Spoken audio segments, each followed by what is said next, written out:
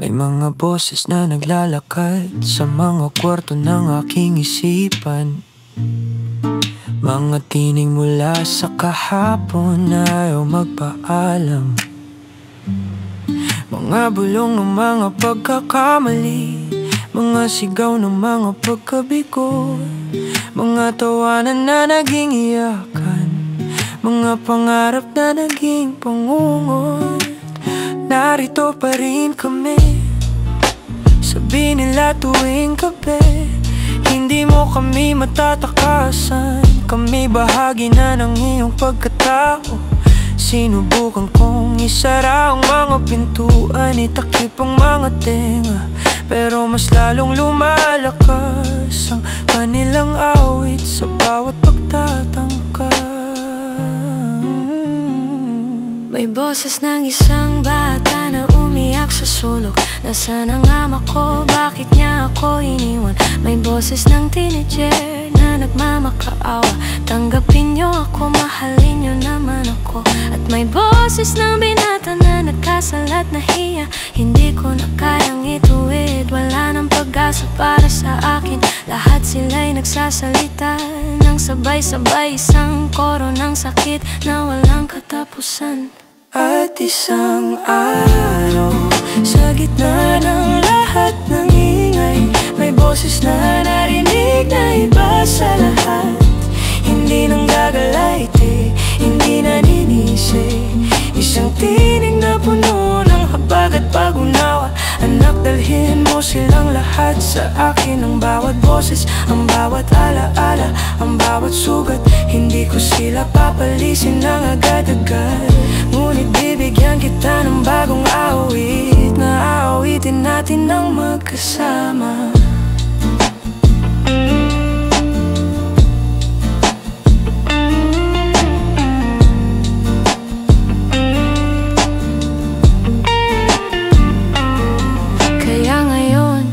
Kapag nagsasalita ang boses ng nakababatang ako, tinuturuan ko siyang magsalita sa bagong wika ng biyaya.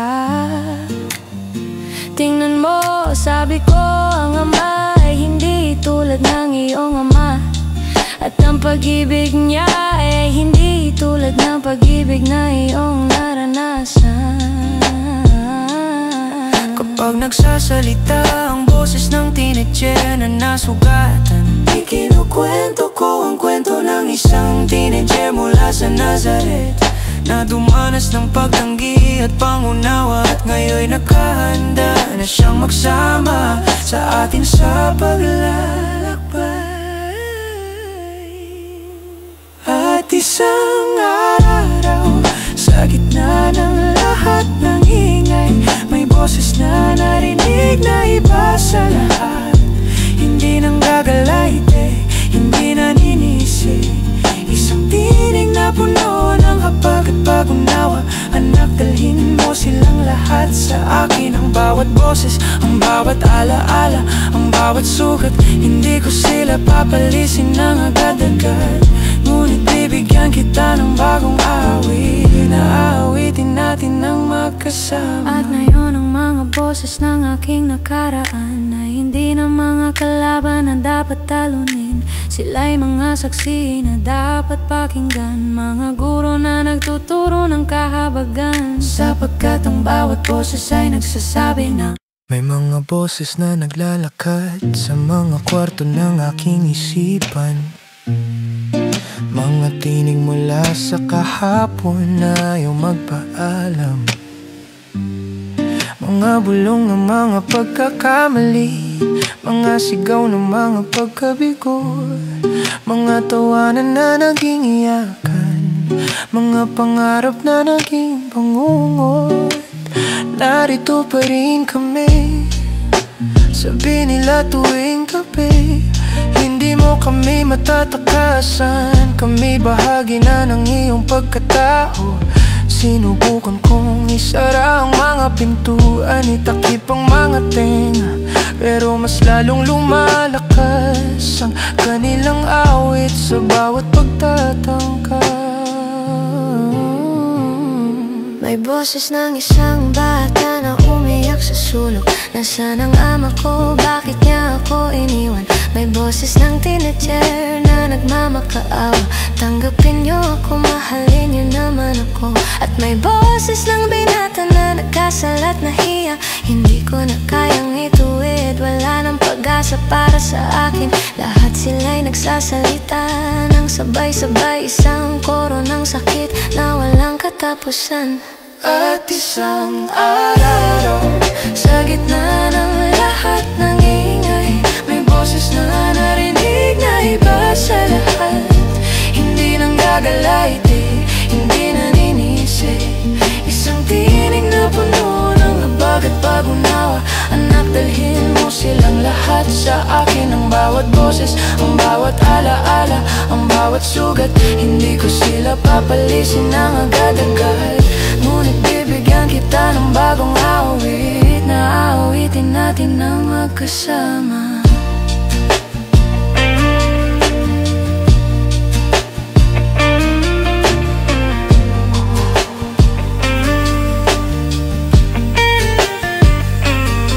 Kaya ngayon, kapag nagsasalita ang boses ng nakababatang ako, tinuturuan ko siyang magsalita sa bagong wika ng biyaya.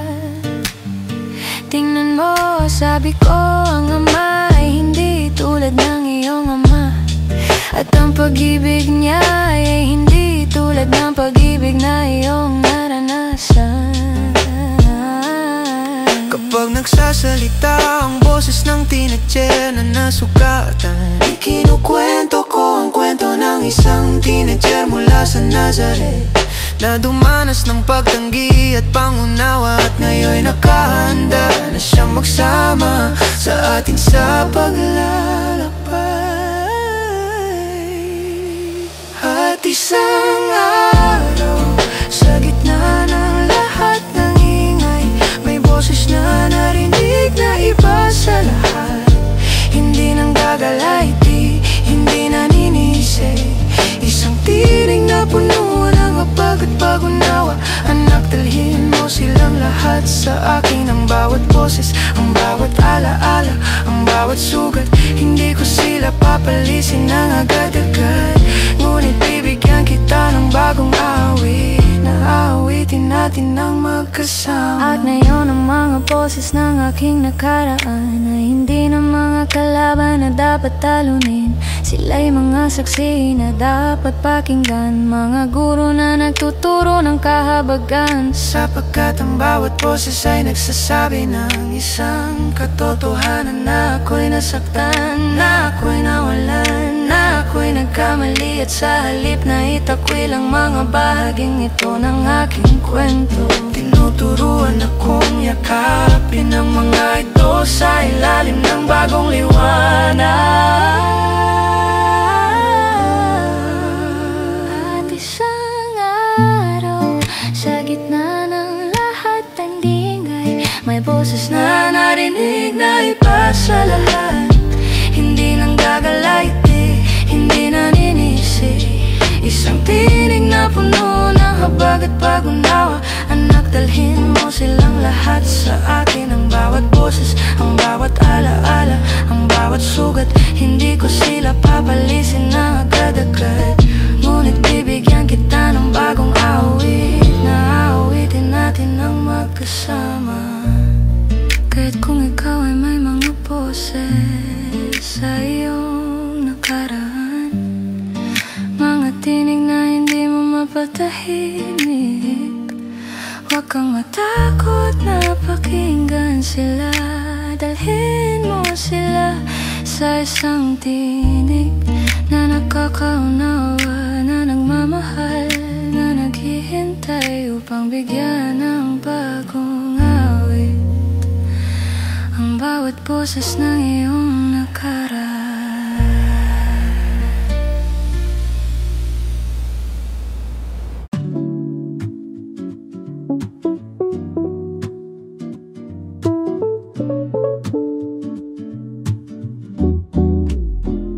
Minamarkahan ng aking mga paa ang buhangin ng aking paglalakbay. Isang pares ng mga bakas sa kahabaan ng baybayin. Nakikita ko ang aking sariling mga yapak, malalim at maliwanag. Mga saksi ng aking mga pagpili, ng aking mga dinaanan. Sa mga panahong madali, sa mga sandaling magaan, malinaw ang mga bakas tuwid ang aking landas. Ngunit sa mga lugar na pinakamahirap, sa mga bigat na pinakamabigat, nagkakagulo ang mga bakas na nagiging parang sayaw ng kalituhan. At narinig ko ang kanyang tinig, malambot gaya ng alon. Mahal kong anak, hindi kita iniwan kailanman. Ang mga yapak na iyong nakita, nag-iisa sa buhangin, ay mga bakas ko, hindi sa iyo. Habang kita'y aking dinadala sa iyong mga sandali ng kadalian, naglalakad tayong magkasabay. Ngunit sa iyong mga panahon ng pagsubok, ng bigat at bigat, di ako ang nagdadala sa iyo. Kaya isang pares lamang ng mga bakas ang iyong nakikita sa buhangin ng iyong buhay.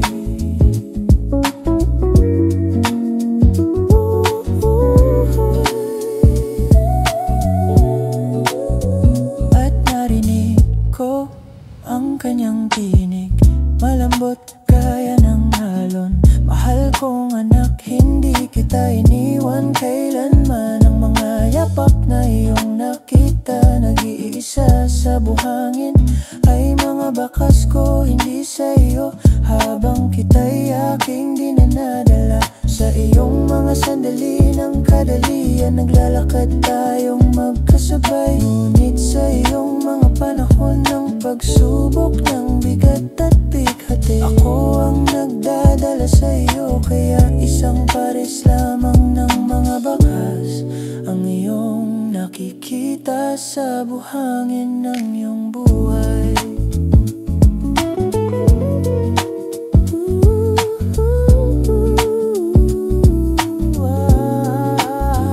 At mula noon, kapag nakikita ko ang aking mga yapak, hindi na ako nagtatanong kung nasaan siya sa aking paghihirap. Sa halip tumitingin ako sa mga lugar na may isang pares lamang ng mga bakas. At naaalala ko ang pag-ibig na nagdala sa akin sa gitna ng bagyo. Ang mga bakas na iyon ay hindi tanda ng kanyang kawalan, kundi patotoo ng kanyang pagiging malapit.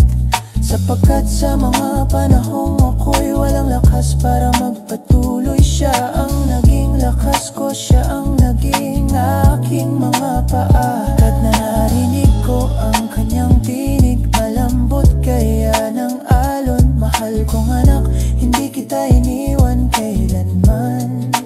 Ang mga yapak na iyong nakita, nag-iisa sa buhangin, ay mga bakas ko, hindi sa iyo. Habang kita'y aking dinadala sa iyong mga sandali ng kadalian, naglalakad tayong magkasabay. Ngunit sa iyong mga panahon ng pagsubok, ng bigat at bighati, ako ang nagdadala sa iyo. Kaya isang pares lamang ng mga bakas ang iyong nakikita sa buhangin ng iyong buhay.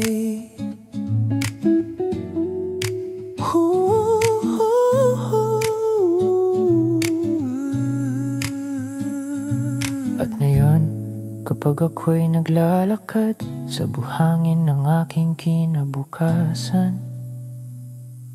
hindi ko na kinakalkulo ang bilang ng bakas. Sapagkat natutunan ko na sa ebanghelyo, ang mahalaga ay hindi kung ilan ang mga yapak, kundi kung sino ang kasama ko sa bawat hakbang.